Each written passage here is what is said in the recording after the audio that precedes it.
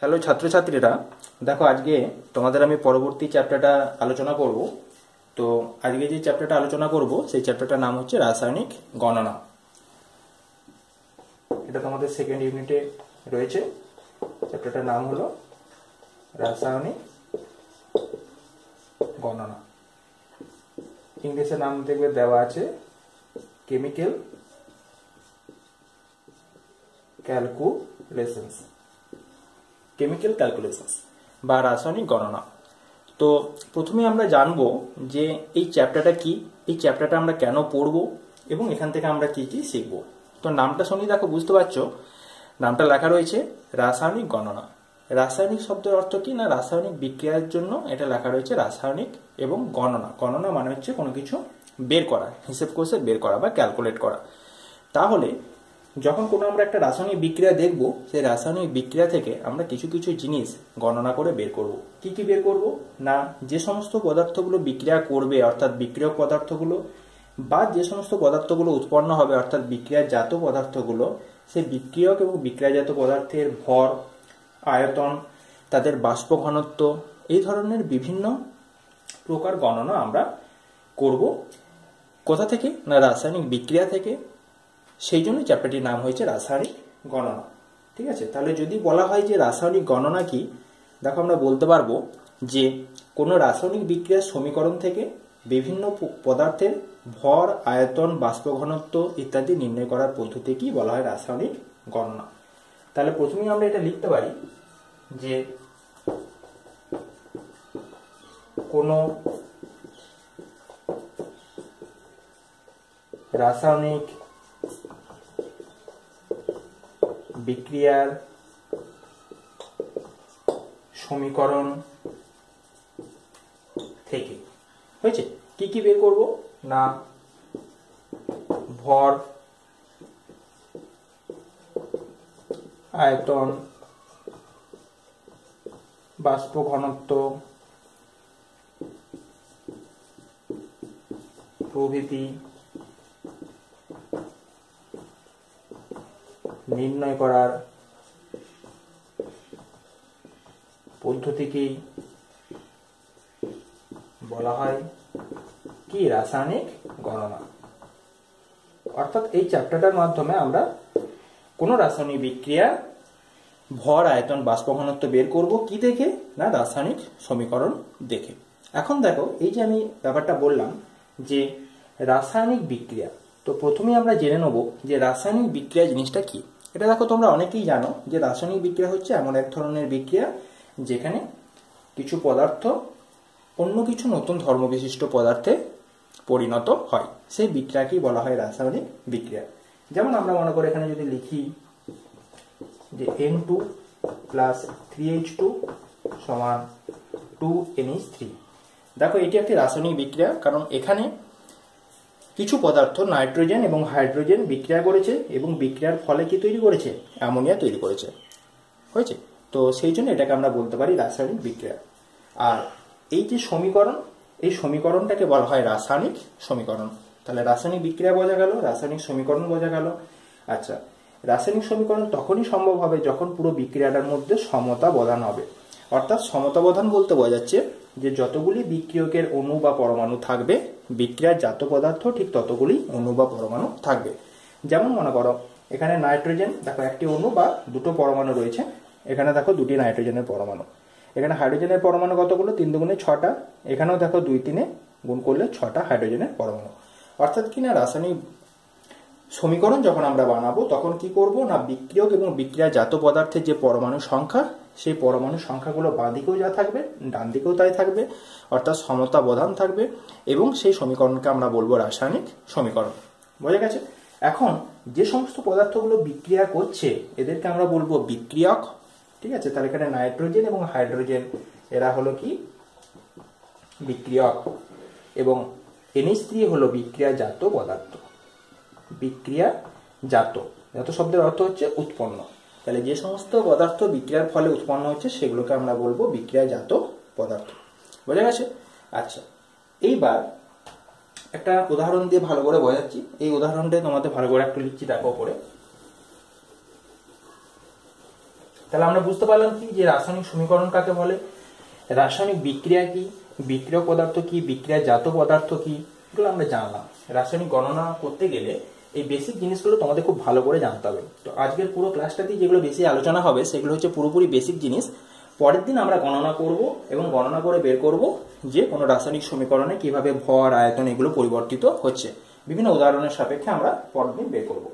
তো আজকে আমরা যে জিনিসটা দেখব সেটা হচ্ছে বেসিক জিনিসগুলো দেখব। যেমন দেখো এই মাত্র উদাহরণ যেটা দিলাম আমি, N2 প্লাস 3H2 সমান লিখলাম 2NH3। অর্থাৎ দেখো এখানে একটি নাইট্রোজেনের অণু তিনটি হাইড্রোজেন অণুর সাথে যুক্ত হয়ে দুটি অ্যামোনিয়া অণু তৈরি করেছে। তাহলে এটা হচ্ছে একটি নাইট্রোজেনের অণু, এটা তিনটে হাইড্রোজেনের অণু, আর এটা হচ্ছে 2 অণু অ্যামোনিয়া। তাহলে আমরা এটা লিখতে পারি যে নাইট্রোজেনের কয়টি অণু, একটি, হাইড্রোজেনের কয়টি অণু, তিনটি, আর অ্যামোনিয়া গ্যাসের কয়টি অণু, এটি দুটি, 1 অণু, 3 অণু এবং 2 অণু। এখন আমরা যদি এদের ভরটা বের করি, অর্থাৎ আণবিক ভর যদি বের করি, তাহলে দেখো আমরা জানি যে নাইট্রোজেন এর পারমাণবিক ভর হচ্ছে 14, ঠিক আছে। তাহলে এখানে দেখো N2 দেওয়া আছে, অর্থাৎ 1 অন্য নাইট্রোজেন আছে, তাহলে এর ভরটা হবে 14 × 2 মানে হচ্ছে 28। তাহলে এই যে ভরটা, এই ভরটাকে আমরা লিখতে পারি আণবিক ভর। ক্লিয়ার হয়েছে? এরপর আমরা চলে আসছি হাইড্রোজেনে। দেখো হাইড্রোজেন পরমাণু, ঠিক আছে, একটি পরমাণুর যেটা পারমাণবিক ভর সেটা হচ্ছে 1, ঠিক আছে। তাহলে এখানে H2 দেওয়া আছে, তাহলে H2 যেহেতু দেওয়া আছে তাহলে আমরা লিখতে পারি যে এখানে যেমন 14 × 2 লিখেছি, তেমনি এখানে আমরা লিখতে পারি 1 × 2 হয়েছে। এটি হলো একটি হাইড্রোজেন অণুর ভর বা আণবিক ভর। তাহলে এখানে 3টা আছে, তাহলে এখানে যে টোটাল ভরটা হবে 3 × এটা, তার মানে আমাদের বেরিয়ে গেল 6 বা 3 দুগুণে 6, ঠিক আছে। এটা কি না হাইড্রোজেন অণুর আণবিক ভর। কত অণুর? 3 অণুর। এবার আমরা কি করব, আমরা অ্যামোনিয়াতে চলে আসবো। অ্যামোনিয়াটা দেখো নিজেরাই বুঝতে পারছো, দেখো 2 আছে, তার মানে 2 দিয়ে প্রথমেই গুণ করে দিলাম। নাইট্রোজেনের হচ্ছে 14 প্লাস 3টা হাইড্রোজেন আছে, তার মানে 3 × 1 মানে হচ্ছে 3। তাহলে এটা আমি একবারই লিখে ফেলতে পারি যে 14 প্লাস 3 মানে হচ্ছে 17, 17 × 2 মানে হচ্ছে 34। এখন একটা জিনিস লক্ষ্য করো যে এই যে আমরা বাঁ দিকে বিক্রিয়ক পদার্থগুলো লিখলাম নাইট্রোজেন এবং হাইড্রোজেন, এদের দেখো আণবিক ভর 28 এবং হাইড্রোজেনের ভর বেরোলো 6, আর অ্যামোনিয়ার হলো 34। লক্ষ্য করে দেখো যে বিক্রিয়ক পদার্থগুলোর যে মোট আণবিক ভরটা অর্থাৎ 28 প্লাস 6 মানে হচ্ছে 34। তার মানে কোনো রাসায়নিক সমীকরণ যখন আমরা করব বা রাসায়নিক বিক্রিয়া যখন পুরোপুরিভাবে ঘটাবো, তখন কি হবে, বাঁ দিকে পদার্থগুলোর যে আণবিক ভর, ডান দিকের পদার্থগুলোর আণবিক ভর কি হবে, একই হবে। বুঝছে? এখান থেকে আমরা একটা সূত্র পাবো বা একটা সূত্র থেকে আমরা এই জিনিসটা ব্যাখ্যা করতে পারবো, সেটা হচ্ছে ভরের সংরক্ষণ সূত্র। কি সূত্র? ভরের সংরক্ষণ সূত্র। সেটা কি না ভর হচ্ছে অবিনশ্বর, বুঝছে, ভরকে সৃষ্টি বা ধ্বংস কিছু করা যায় না। বোঝা গেছে? বিক্রিয়ার আগে যে পরিমাণ ভর থাকবে কোন রাসায়নিক বিক্রিয়ার আগে, ঠিক তেমনি রাসায়নিক বিক্রিয়ার পরও মোট ভরের পরিমাণটা থাকবে নির্দিষ্ট। অর্থাৎ কি না যদি আমরা A প্লাস B এখান থেকে আমরা C প্লাস D পাই, তাহলে A প্লাস B এর যে মোট ভর সেই ভরটা সমান হবে C প্লাস D এর ভরের সাথে। বোঝা গেছে? তাহলে যেহেতু ভরটা সংরক্ষিত থাকছে সেই জন্য এই সূত্রটাকে বলা হয় ভরের সংরক্ষণ সূত্র। বোঝা গেছে? এখানেও দেখো 28 প্লাস 6 মানে আমাদের বেরোলো 34। এরকম তো আমরা যে কোনো উদাহরণ বই থেকে নিয়ে দেখবে যে প্রত্যেকের বাঁ দিকের ভর এবং ডান দিকের ভরের সাথে সমান হবে। এটা আমরা কোথা থেকে জানতে পারবো? ভরের সংরক্ষণ সূত্র থেকে। ঠিক তেমনি আরেকটা সূত্র আছে, সেটা হচ্ছে শক্তির নিত্যতা সূত্র।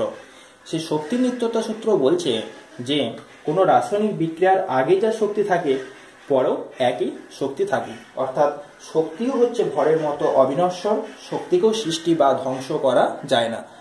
শক্তির ক্ষেত্রে কি হয় না শুধুমাত্র এক রূপ থেকে আরেকটা রূপে শুধুমাত্র পরিবর্তিত হয়, কিন্তু শক্তিকে সৃষ্টি বা ধ্বংস করা যায় না। যেমন দেখবে তোমরা অনেক আগে ভৌতবিজ্ঞানে দেখবে উদাহরণ পড়েছ যে আলোক শক্তি থেকে তাপ শক্তির উদাহরণ দাও, তড়িৎ শক্তি থেকে রাসায়নিক শক্তির উদাহরণ দাও, এরকম দেখবে তোমরা বিভিন্ন ধরনের শক্তির পরিবর্তন সেখানে পড়েছো। তাহলে ভরের সংরক্ষণ সূত্র থেকে আমরা জানলাম ভর অবিনশ্বর, ভর পরিবর্তন হয় না। এবং শক্তির নিত্যতা সূত্র থেকে আমরা জানলাম যে শক্তি অবিনশ্বর, শক্তির কোনো পরিবর্তন হয় না, কিন্তু শক্তি শুধুমাত্র এক রূপ থেকে অন্য রূপে রূপান্তরিত হতে পারে। তো এখন এই যে দুটো কনসেপ্ট, একটা হচ্ছে ভরের সংরক্ষণ সূত্র আর একটা হচ্ছে শক্তির সংরক্ষণ সূত্র। তো 1905 খ্রিস্টাব্দে বিজ্ঞানী আইনস্টাইন তিনি তার আপেক্ষিকতাবাদ তত্ত্বে দেখান যে এই যে ভরের সংরক্ষণ সূত্রটা, মানে ভর পুরোপুরিভাবে সংরক্ষিত থাকে, এটা কিন্তু ভুল। অর্থাৎ কি হয় না, যখন কোনো রাসায়নিক বিক্রিয়া ঘটে তখন বিক্রিয়ক পদার্থর কিছুটা ভর, খুব অল্প পরিমাণ, নগণ্য পরিমাণ ভর, সেটা কি হয়, শক্তিতে রূপান্তরিত হয়। সেই জিনিসটা আমাদের চোখে পড়ে না, ঠিক আছে। অর্থাৎ কি হলো না, কিছু পরিমাণ ভর শক্তিতে রূপান্তরিত হলো। যদি এখান থেকে দেখো, যদি ভরের পরিমাণ m হয় এবং ভর থেকে যে শক্তিটা পাওয়া যাচ্ছে সেটা যদি E হয়, তাহলে E এবং m এর মধ্যে তিনি একটা সম্পর্ক তৈরি করেছিলেন, বিখ্যাত সম্পর্ক, সেটা হচ্ছে E সমান mc স্কয়ার। E সমান হচ্ছে mc স্কয়ার, ঠিক আছে। যেখানে E মানে হচ্ছে এনার্জি বা শক্তি, m মানে হচ্ছে মাস বা ভর, আর c মানে হচ্ছে শূন্য মাধ্যমে আলোর গতিবেগ। c এর মানটা আমরা সকলেই জানি, 3 × 10⁸ মিটার পার সেকেন্ড। তাহলে এই সূত্রের মাধ্যমে তিনি অপর একটা সূত্র প্রতিষ্ঠা করলেন, সেটা হচ্ছে ভর ও শক্তির নিত্যতা সূত্র, যেটা আমরা পড়ছিলাম আলাদা আলাদা করে, ভরের সংরক্ষণ সূত্র এবং শক্তির নিত্যতা সূত্র। এখন আমরা যেটা পড়ব সেটা হচ্ছে ভর ও শক্তির সম্মিলিত নিত্যতা সূত্র, ভর ও শক্তির সম্মিলিত নিত্যতা সূত্র। তাহলে হেডিং করছি ভর ও শক্তির সম্মিলিত নিত্যতা সূত্র। এটা অনেক সময় পরীক্ষাতেও আসে, খুব ইম্পর্টেন্ট। তো ভর ও শক্তির সম্মিলিত নিত্যতা সূত্র হলো কোনো রাসায়নিক বিক্রিয়ার আগে এবং পরে ভর ও শক্তির মোট পরিমাণটা সর্বদা সমান থাকবে। কোনো রাসায়নিক বিক্রিয়ার আগে এবং পরে ভর ও শক্তির মোট পরিমাণটা সর্বদা সমান থাকবে। মহাবিশ্বে মোট ভর ও শক্তির পরিমাণটা হচ্ছে ধ্রুবক, অর্থাৎ ভর ও শক্তির মোট পরিমাণটা বা যোগফলটা সবসময় কি থাকে, ফিক্সড, অর্থাৎ ধ্রুবক থাকে এবং অপরিবর্তনীয় হয়। তাহলে এটা একটু লিখে নাও, কোনো রাসায়নিক বিক্রিয়ার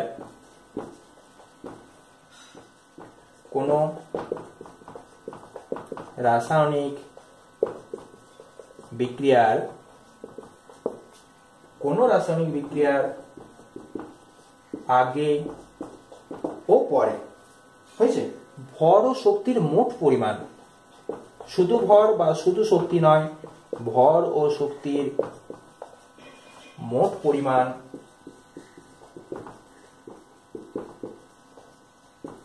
কি থাকে, সর্বদা সমান থাকে, সর্বদা সমান থাকে। এর সাথে তোমরা লিখে রাখতে পারো যে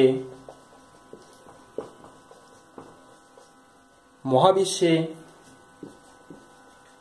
মোট ভর ও শক্তির পরিমাণ, বারবার দেখো একটা জিনিস লক্ষ্য করো, ভর ও শক্তির মোট পরিমাণ বলছি আমি, ভর ও শক্তির মোট পরিমাণ, মোট ভর ও শক্তির পরিমাণ কি থাকে না নির্দিষ্ট থাকে, অর্থাৎ ধ্রুবক ও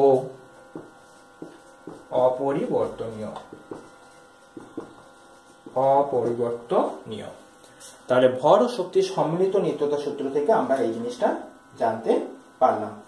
এখন দেখো, এই যে প্রথমে আমি বিক্রিয়াটা দেখালাম যে N2 + 3H2 সমান হচ্ছে 2NH3, এখান থেকে আমরা এটা বুঝে গেলাম যে বিক্রিয়ক পদার্থগুলির মোট ভর বিক্রিয়াজাত পদার্থগুলির মোট ভরের সাথে সমান। আমরা যদি ব্যাপারটা আরো স্বাভাবিক করে বলি তাহলে হচ্ছে বিক্রিয়ক পদার্থগুলির মোট পরমাণু সংখ্যা বিক্রিয়াজাত পদার্থগুলির মোট পরমাণু সংখ্যার সাথে সমান। যেমন এই উদাহরণটাই আমরা দিই, N2 + 3H2 সমান আমরা পেয়েছিলাম 2NH3। এখানে নাইট্রোজেনের পরমাণু কটা? দুটো। এখানে দেখো নাইট্রোজেনের দুটো পরমাণু, হাইড্রোজেনের 3 দুগুণে 6টা পরমাণু, এখানেও হাইড্রোজেনের 6টা পরমাণু। তাহলে দুটো জায়গাতেই পরমাণু সংখ্যাগুলো কি হচ্ছে? সমান থাকছে। আমরা ভরটাতে না হয় বাদ গেলাম, ঠিক আছে, ভর দিয়ে ব্যাখ্যা করলেও একই হবে। আমরা দেখেছিলাম 28 + 6 = 34, একই জিনিস। তো এখন ব্যাপার হচ্ছে, যদি তোমাদের ধরো একটি সাধারণভাবে কোনো একটা বিক্রিয়া দিয়ে দেয়, কিন্তু এই যে তার স্টয়কিওমেট্রিক কোএফিসিয়েন্ট বা এর আগে যে সংখ্যাগুলো রয়েছে এটা যদি না দেয়, অর্থাৎ ব্যালেন্সটা যদি না করা থাকে, তাহলে তোমরা ব্যালেন্সটা করবে কি করে? বোঝা গেছে? তাহলে আমাদের প্রথমে একটা জিনিস যেটা শিখতে হবে রাসায়নিক গণনা, যেটা সব থেকে গুরুত্বপূর্ণ ব্যাপার, তোমাদের পরীক্ষার সময় বলে দেবে যে নাইট্রোজেনের সাথে হাইড্রোজেন যুক্ত করা হলো, তৈরি হলো অ্যামোনিয়া। তাহলে নাইট্রোজেনের সাথে হাইড্রোজেন, তাহলে তোমরা জানো নাইট্রোজেনের সংকেত হলো কি? N2, হাইড্রোজেনের সংকেত কি? H2। বলে দেবে যে অ্যামোনিয়া তৈরি হলো। তাহলে অ্যামোনিয়া শুধু শুধু তৈরি করলেই তো হবে না, কারণ আমাদের বাঁ দিকের যেটা মোট ভর আর ডান দিকের মোট ভরের সাথে সমান করতে হবে। তাহলে আমাদেরকে আগে জানতে হবে যে কিভাবে ব্যালেন্সটা আমাদের করতে হবে, বা ব্যালেন্স করার নিয়মটা আগে আমাদেরকে শিখতে হবে। তো এখানে দেখো, ব্যালেন্স করার জন্য একটা রুলস আমরা খেয়াল রাখবো, সেটা সবসময় আমাদের কাজে লাগাবো, যে যখন কোনো ব্যালেন্স করতে দেবে সব থেকে প্রথমে আমরা কি ব্যালেন্স করব? ধাতু। সব থেকে প্রথমে আমরা ব্যালেন্স করব ধাতুটাকে বা মেটালটাকে। ঠিক তারপরেই আমরা ব্যালেন্স করব অধাতুকে। প্রথমে ধাতুকে ব্যালেন্স করলাম, ধাতুকে ব্যালেন্স করার পরে আমরা ব্যালেন্স করব অধাতুকে। অধাতু সমতা বিধান বা ব্যালেন্স করার পরে আমরা চেক করে নেব যে ধাতুর ব্যালেন্সটা ঠিক আছে কিনা। যদি ধাতুর ব্যালেন্সটা ঠিক না থাকে, তাহলে আমরা আবার ধাতুটাকে ব্যালেন্স করব। যখন ধাতু এবং অধাতু দুটোই ব্যালেন্স হয়ে যাবে, তারপরে আমরা ব্যালেন্স করব অক্সিজেনকে। অক্সিজেনের ব্যালেন্সটা করার পর আমরা আবার আগেরগুলো চেক করে নেব যে ব্যালেন্সটা ঠিক আছে কিনা। যখন এই তিনটের ব্যালেন্স কমপ্লিট হয়ে যাবে, ধাতু, অধাতু এবং অক্সিজেন, সবার শেষে আমরা ব্যালেন্স করব হাইড্রোজেনকে। বোঝা গেল? তাহলে 4টে স্টেপ, এটা খেয়াল রাখবে। যত কঠিন ব্যালেন্সই আসুক না কেন, তোমরা নিজেরাই করতে পারবে। ফার্স্ট স্টেপে আমরা ব্যালেন্স করব ধাতুকে। ধাতু ব্যালেন্স হয়ে যাওয়ার পর আমরা ব্যালেন্স করব অধাতুকে। অধাতু ব্যালেন্স হয়ে যাওয়ার পর আমরা আবার পুনরায় ধাতুটাকে চেক করে নেবো ব্যালেন্সটা ঠিক আছে কিনা। যখন দেখে নেবো ধাতু অধাতুর ব্যালেন্স কমপ্লিট হয়ে গেছে, তখন আমরা চলে আসবো অক্সিজেনকে ব্যালেন্স করতে। অক্সিজেনের ব্যালেন্স তৈরি করার পর আবার আমরা পুনরায় আগেরগুলো দেখে নেবো ঠিক আছে কিনা, এবং সবশেষে আমরা হাইড্রোজেনকে ব্যালেন্স করবো, এবং হাইড্রোজেন ব্যালেন্স করার পর আগেরগুলো ঠিক আছে কিনা একবার দেখে নেবো। বেশ, এবার আমরা দেখো এই এক্সাম্পলটাতে চলে আসছি বা উদাহরণটাই চলে আসছি। এখানে দেখো দেওয়া রয়েছে নাইট্রোজেন, হাইড্রোজেন, হয়েছে। তাহলে এখানে দেখো কোনো ধাতু কিন্তু দেওয়া নেই। তো এই যে নাইট্রোজেন এবং হাইড্রোজেন, নাইট্রোজেন এবং হাইড্রোজেনের মধ্যে কার ব্যালেন্স আগে হবে? নিশ্চয়ই লিস্ট থেকে তোমরা বুঝতে পারছো কার? নাইট্রোজেনের। আর হাইড্রোজেনের ব্যালেন্স কখন হবে? সবার শেষে হবে। তাহলে আগে আমরা কাকে ব্যালেন্স করব? নাইট্রোজেনকে। তাহলে দেখো N2, অর্থাৎ এখানে কটা নাইট্রোজেন পরমাণু আছে? দুটো। তাহলে এখানে দেখো নাইট্রোজেন কটা আছে? একটা। তাহলে এর আগে আমরা কি বসিয়ে দেবো? 2। বোঝা গেছে? আচ্ছা, তাহলে দেখো নাইট্রোজেন আমাদের ব্যালেন্স হয়ে গেল, N2 আছে, আর এখানে দেখো যেটা লেখা হয়েছে 2N। তাহলে নাইট্রোজেন ব্যালেন্স হয়ে গেল। নাইট্রোজেন ব্যালেন্সের পর এবার আমাদের কি ব্যালেন্স করতে হবে? পড়ে আছে হাইড্রোজেন, হাইড্রোজেনকে ব্যালেন্স করতে হবে। দেখো এখানে 2 লেখার ফলে 2 × 3 মানে কটা হাইড্রোজেন পরমাণু হলো? 6টা। তাহলে 6টা হাইড্রোজেন পরমাণুর এখানে ব্যালেন্সটা করতে গেলে দেখো এখানে 2 দেওয়া আছে, তার মানে এখানে কত দিয়ে গুণ করতে হবে? 3 দিয়ে। 3 দুগুণে 6, আর এখানে 2 3 6। দেখো আমাদের পুরো ব্যালেন্সটা হয়ে গেল। আমি আরো কিছু উদাহরণ দিচ্ছি, দেখো তোমাদের আরো ব্যাপারটা সুবিধা হবে। ধরো তোমাদের পরীক্ষাতে দিয়েছে বা কোশ্চেনে দিয়েছে Mg + O2। তাহলে দেখো Mg + O2, মনে করো দেওয়া আছে ম্যাগনেসিয়ামের সাথে কার বিক্রিয়া? অক্সিজেনের বিক্রিয়া। তাহলে দেওয়া আছে মনে করো এখানে ম্যাগনেসিয়াম অক্সাইড উৎপন্ন হবে। তো ঠিক আছে, কোনো ব্যাপার নেই। এবার আমাদের ব্যালেন্স করতে হবে, ঠিক আছে। তাহলে ব্যালেন্স করতে গেলে আমাদের কি করব না, দেখো প্রথমে আমরা কি ব্যালেন্স করব? ধাতু। তাহলে এখানে দেখো ম্যাগনেসিয়ামকে আমরা পেয়েছি ধাতু রূপে। তো ম্যাগনেসিয়ামটা দেখো ব্যালেন্স করাই রয়েছে, তাহলে কোনো অসুবিধা নেই। তাহলে আমাদের নেক্সট ব্যালেন্স করতে হবে কি পড়ে আছে? আর অক্সিজেন। দেখো অক্সিজেন কত? O2, মানে দুটো পরমাণু আছে। এখানে দেখো এই যে অক্সিজেনটা রয়েছে, অক্সিজেন অণুটা, এই অক্সিজেন অণুটার কটা পরমাণু রয়েছে? দুটো। কিন্তু এই দিকের অক্সিজেনটাতে পরমাণু রয়েছে একটা, তাহলে এখানে আমাদের কি বসাতে হবে, 2 বসাতে হবে। তাহলে এটা বেরিয়ে গেল 2 MgO। তাহলে ম্যাগনেসিয়ামটা ব্যালেন্স করতে হবে, ম্যাগনেসিয়াম আবার 2টো হয়ে গেছে। তাহলে এরপর আমরা আবার পুনরায় ধাতুটা ব্যালেন্স করব। তাহলে 2 Mg + O2 সমান হচ্ছে 2 MgO। এরকম দেখো আরো কিছু উদাহরণ আমরা দেবো। মনে করে লিখলাম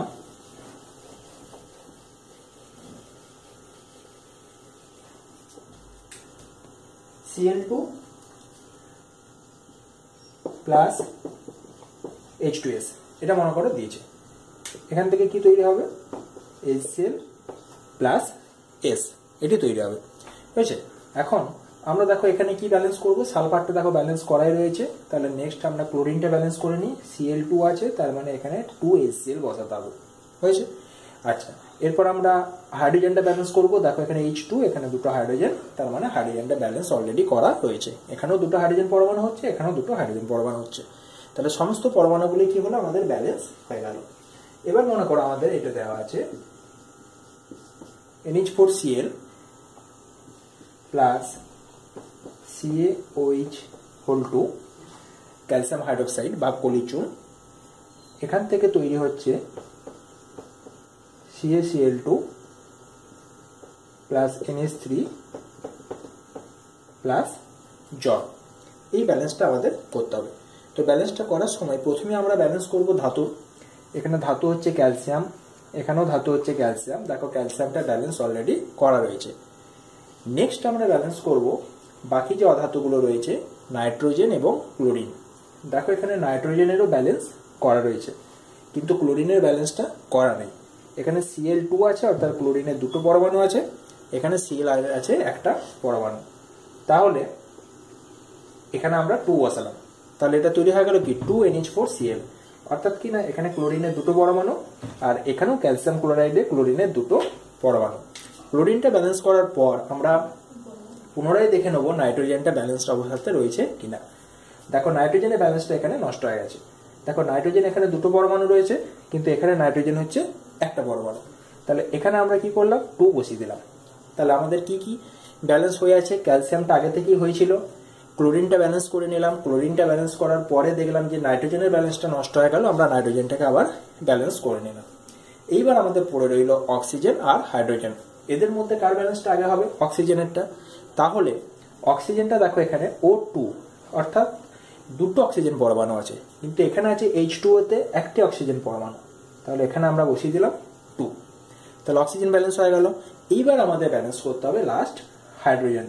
দেখো এখানে হাইড্রোজেন দেওয়া আছে কটা, দুটো, কিন্তু এদিকে আমাদের যে টোটাল হাইড্রোজেন হয়েছে দুটো, আর এখানে হচ্ছে 4 2 8, 4 2 8।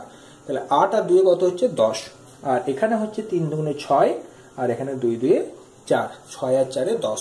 দেখো হাইড্রোজেনটা অলরেডি ব্যালেন্স হয়ে গেছে। তাহলে এখানে আমাদের ক্যালসিয়াম আগে থেকেই ব্যালেন্স করা ছিল, নাইট্রোজেনটা ব্যালেন্স করা ছিল, কিন্তু ক্লোরিন ব্যালেন্স করতে যে নাইট্রোজেনের ব্যালেন্সটা নষ্ট হলো, সেই জন্য নাইট্রোজেনের ব্যালেন্সটা আবার করে নিলাম। এতটা অবধি করার পরে আমরা অক্সিজেনে গেলাম। অক্সিজেনটা ব্যালেন্স করার সাথে সাথে হাইড্রোজেনটা আমাদের অটোমেটিক এক্ষেত্রে ব্যালেন্সড হয়ে গেল।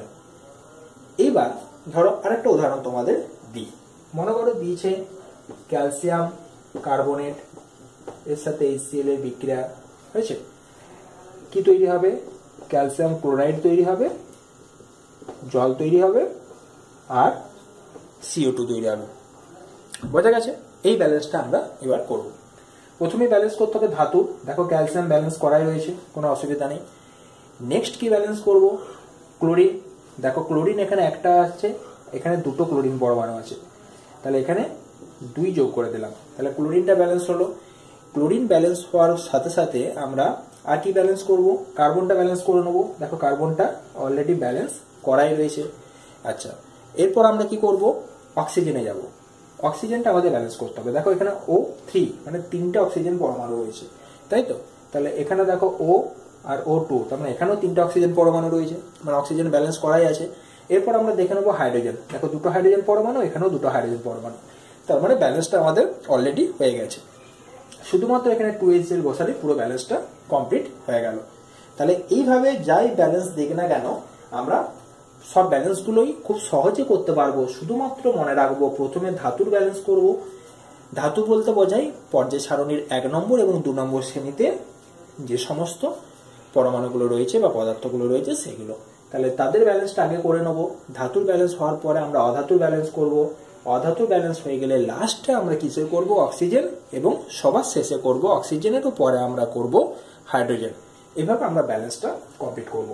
এখন দেখো, ব্যালেন্স তো কমপ্লিট করলাম, কিন্তু কোনো একটা রিয়েকশন যদি দেওয়া থাকে, সেই রিয়েকশনে যে পদার্থগুলো থাকবে, মৌল বা যৌগগুলো, তাদের যদি ভর বের করতে বলা হয়, তাহলে আমরা সেই ভরটা কিভাবে বের করব?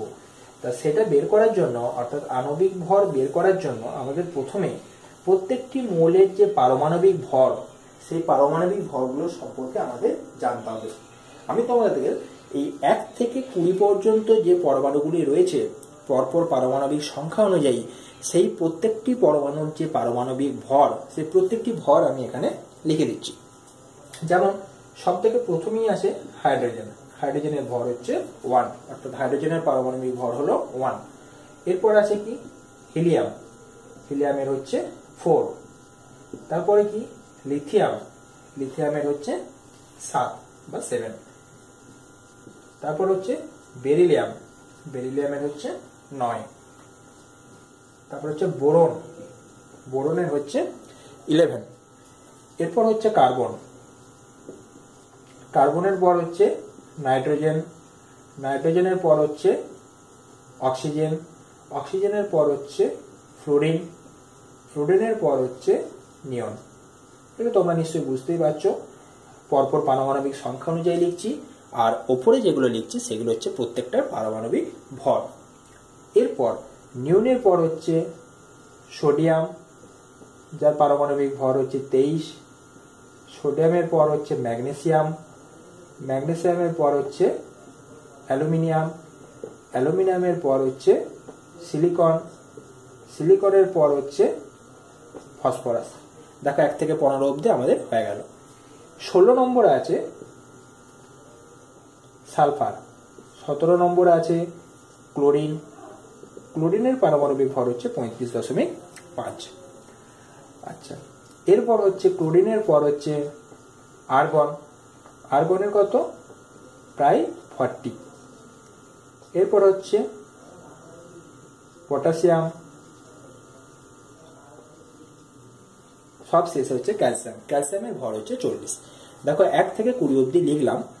এটা মনে রাখার খুব একটা ভালো নিয়ম আছে বা সহজ নিয়ম আছে। সেই নিয়মটা হচ্ছে এটা, যে এখানে যে প্রত্যেকটা পরমাণু লেখা হয়েছে, তো এদের যে পারমাণবিক সংখ্যাগুলো, সেগুলো দেখো হয় জোড় সংখ্যা, না হলে বিজোড় সংখ্যা। 1 থেকে 20 অবধি লিখেছি। এর মধ্যে দেখো এইটা এইটা এইটা 1, 3, 5, 7, 9, 11, 13, 15, 17, 19 এগুলো সব বিজোড় সংখ্যা।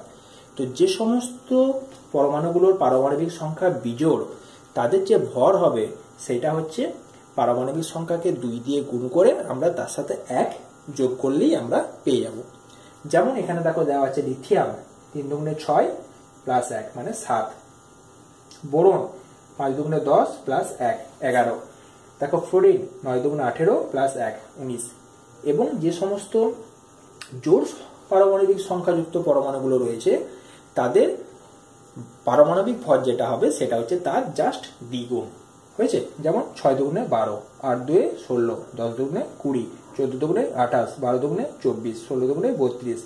কিন্তু এখানে কতগুলো ব্যতিক্রম আছে। ব্যতিক্রম কোনগুলো আমি গোল করে দিচ্ছি। দেখো এটা হচ্ছে ব্যতিক্রম। আচ্ছা, এটা দেখো 4 2 8 হওয়ার কথা ছিল, কিন্তু 9 হয়েছে। এটা একটা ব্যতিক্রম। আর কি না, নাইট্রোজেনটা দেখো বিজোড় সংখ্যা, 7 দুগুণে 14 আর 1 15 হওয়ার কথা ছিল। আচ্ছা, ক্লোরিনটা কত হওয়া উচিত ছিল? 35, কিন্তু এটা 35.5 হয়েছে। আরেকটা ব্যতিক্রম রয়েছে আর্গন, এটা 36 হওয়ার কথা ছিল, কিন্তু হয়েছে 40। তাহলে এই 5টা বাদ দিয়ে বাকি সবগুলোর ক্ষেত্রে নিয়ম কিন্তু একই। এগুলো তোমরা বাড়িতে যত প্র্যাকটিস করবে তত জিনিসটা মাথার মধ্যে চলে আসবে এবং মনেও থেকে যাবে, খুব সহজ। প্রত্যেকটা মৌলের পারমাণবিক ভর পেয়ে যাবে। কিন্তু তার আগে প্রত্যেকটার পারমাণবিক সংখ্যাগুলো খেয়াল রাখতে হবে। যেমন ম্যাগনেসিয়াম বললে তোমরা যেন সঙ্গে সঙ্গে বুঝতে পারো যে পারমাণবিক সংখ্যা হচ্ছে 12, সোডিয়াম মানে 11, ক্লোরিন মানে 17, পটাশিয়াম মানে 19, সিলিকন মানে 14। এই জিনিসটা যেন সবসময় মাথার মধ্যে আসে, তাহলে তোমরা ভরগুলো খেয়াল রাখতে পারবে। আচ্ছা, এখানে আমি এই ভরগুলোর সাথে আরো দুটো ভর অ্যাড করে দিচ্ছি, যেগুলো তোমাদের যখন রাসায়নিক গণনার অঙ্কগুলো দেবে সেই অঙ্কগুলো দেওয়ার সময় সেই ভরগুলো কাজে লাগবে। অর্থাৎ পারমাণবিক ভর আমি দুটো লিখে দিচ্ছি, একটা হচ্ছে আয়রন আর একটা হচ্ছে জিঙ্ক। এই দুটো একটু খেয়াল রাখবে। আয়রন মানে Fe, এর হচ্ছে 56, আর একটা হচ্ছে জিঙ্ক, এই জিঙ্কের হচ্ছে 65.5। এই দুটো একটু ভালো করে খেয়াল রাখতে হবে যে আয়রনের পারমাণবিক ভর হলো 56 এবং জিঙ্কের পারমাণবিক ভর হচ্ছে 65.5। তবে মানগুলো খেয়াল তো রাখবে, তার সাথে সাথে বেশিরভাগ সময়ই দেখা যায় যে পরীক্ষার সময়তে তোমার ব্র্যাকেটের মধ্যে যে সমস্ত পারমাণবিক ভরগুলো সেগুলো লিখে দেওয়া থাকে। তাই বাই চান্স তোমরা যদি ভুলেও যাও কোনো অসুবিধা নেই, কিন্তু খেয়াল রাখবে তাহলে সুবিধা হবে। আচ্ছা, এইবার এই যে পারমাণবিক ভরগুলো আমরা লিখলাম, এই পারমাণবিক ভরগুলোর আমরা এবারে ব্যবহারটা একটু দেখে নিই।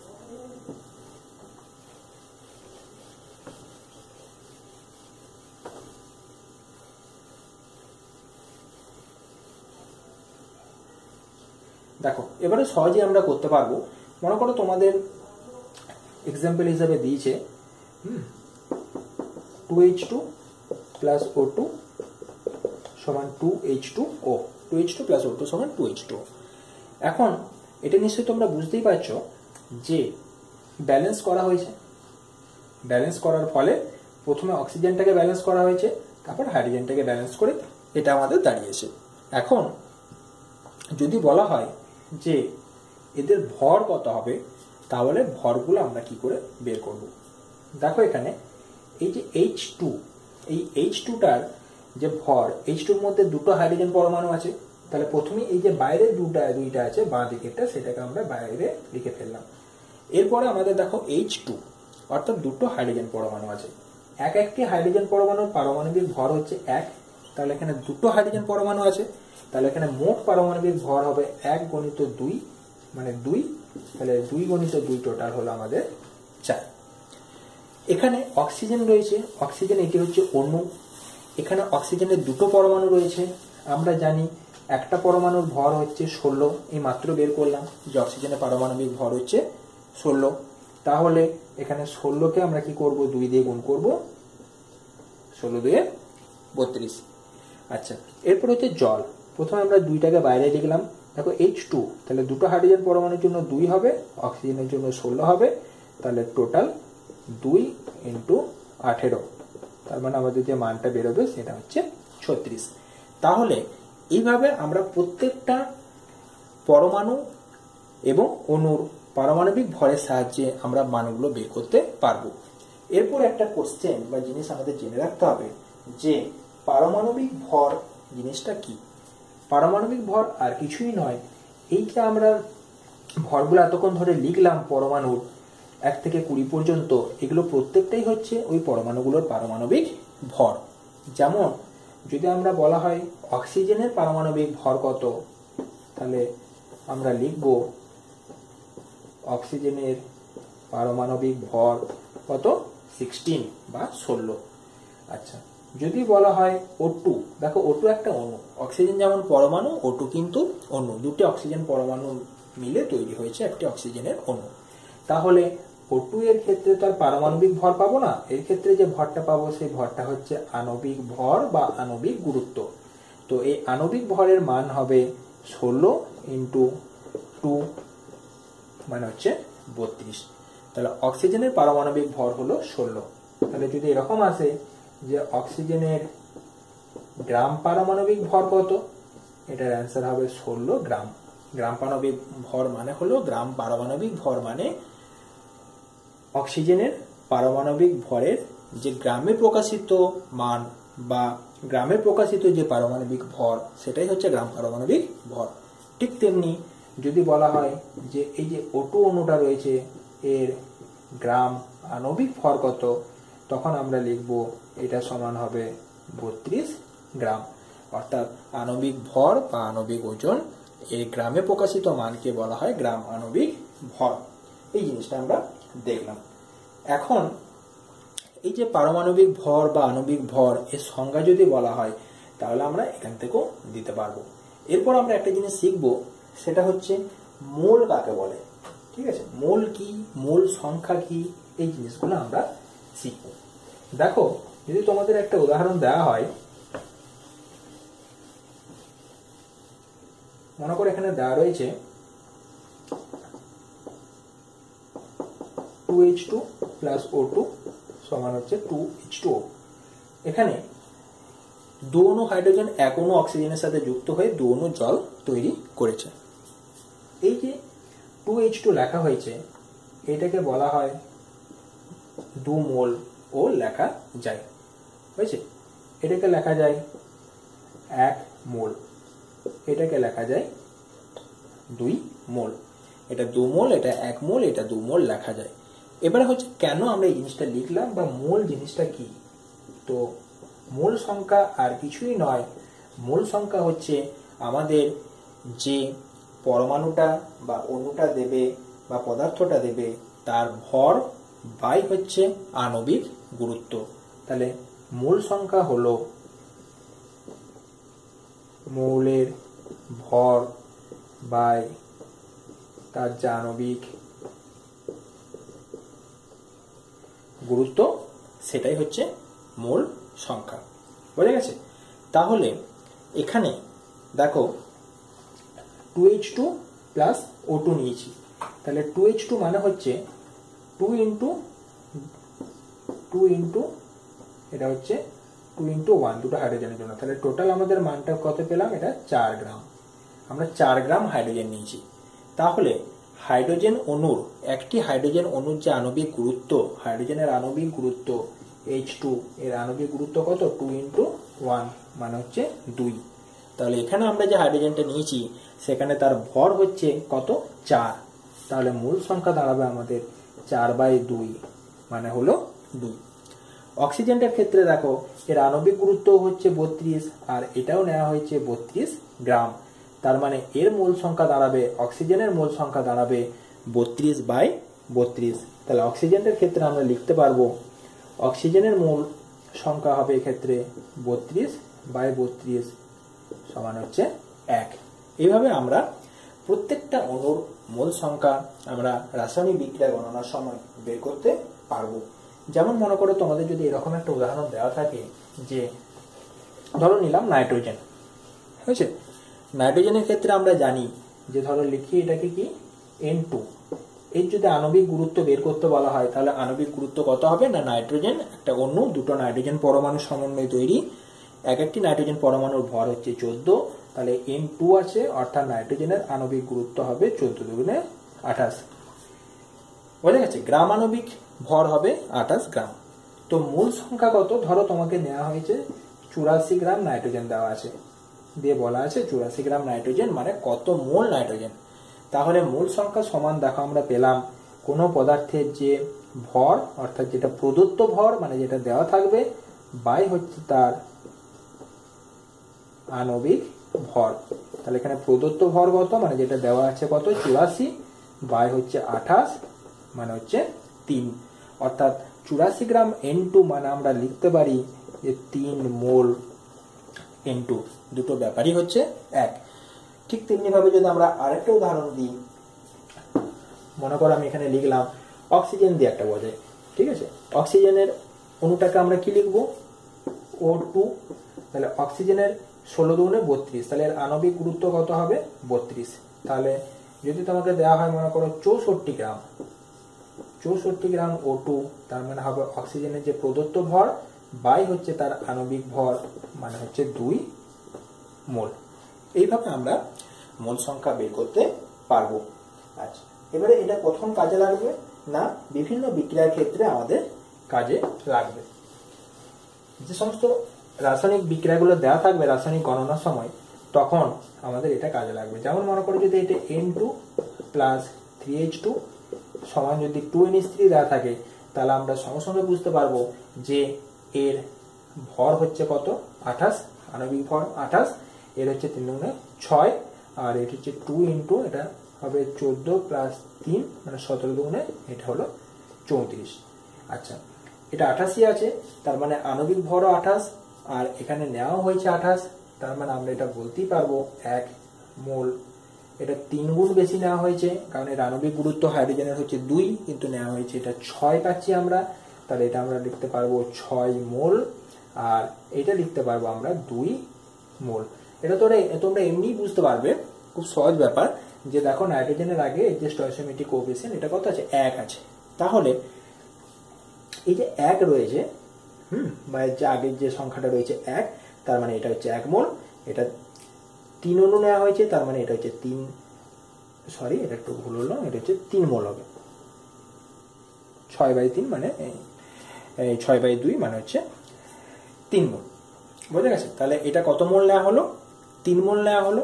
আচ্ছা, এরপরে অ্যামোনিয়া যেটা রয়েছে সেটা কত মোল নেওয়া হলো, সেটা হচ্ছে 2 মোল। কারণ 1 মোল অ্যামোনিয়া যদি আমরা নিতাম তাহলে অ্যামোনিয়ার যেটা আণবিক ভর সেটা হচ্ছে 17, কিন্তু এখানে নেওয়া হয়েছে কত, 34, অর্থাৎ 2 অণু অ্যামোনিয়া নেওয়া হয়েছে, অর্থাৎ 2 মোল নেওয়া হয়েছে। এই হচ্ছে মোলের ব্যাপার। ঠিক আছে, 1 মোল নাইট্রোজেন 3 মোল হাইড্রোজেনের সাথে যুক্ত হয়ে 2 মোল অ্যামোনিয়া গ্যাস তৈরি করেছে। এখন একটা জিনিস খেয়াল রাখবে, যে এই যে মোল সংখ্যাগুলো লিখলাম, এই মোলটা যদি আমরা এসটিপিতে যদি আমরা বের করি, স্ট্যান্ডার্ড টেম্পারেচার এবং প্রেসারে, অর্থাৎ নির্দিষ্ট চাপ এবং তাপমাত্রা, যেখানে 0 ডিগ্রি সেন্টিগ্রেড বা 273 ডিগ্রি কেলভিন এবং 76 সেন্টিমিটার পারস্তম্ভের চাপটাকে এসটিপি হিসেবে ধরে নেওয়া হয়, তখন 1 মোল কোনো গ্যাসের জন্য যদি এটা গ্যাসীয় পদার্থ হয়, তাহলে তার যে আয়তন হবে সেটা হবে 22.4 লিটার। তাহলে এখানে দেখো এটা 3 মোল দেওয়া রয়েছে, তাহলে এখানে এর আয়তন হবে 3 × 22.4 লিটার। এখানে এটা 2 মোল রয়েছে, তাহলে এটা হবে 2 × 22.4 লিটার। এইভাবে আমরা মানগুলো বের করতে পারবো। আচ্ছা, এরপরে দেখো এই একই ধরনের উদাহরণ আমি আরেকটা দিচ্ছি। এই N2 + 3H2 = 2NH3 যেটা লিখলাম, এটাকে যদি আমরা পুরোপুরিভাবে এখানে লিখি, তাহলে সমস্ত মানগুলো আমরা এবারে ক্যালকুলেশন করব। N2 + 3H2 = 2NH3।